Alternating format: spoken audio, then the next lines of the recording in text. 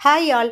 நிறைய பேர் கேட்டுட்டு இருந்த ஸ்டைலிஷான கரிஷ்மா காட்டன் சாரீஸ் வந்தாச்சுங்க. நான் வேர் பண்ணியிருக்கிற மாதிரி சாரீஸ் தான் இப்போ காமிச்சிட்டு இருக்கிறேன். ஒவ்வொரு கலருமே நல்ல டார்க் கலர் சார்ட்டில் வந்திருக்கக்கூடிய இந்த சாரீ யூனிக்காக இருக்குது.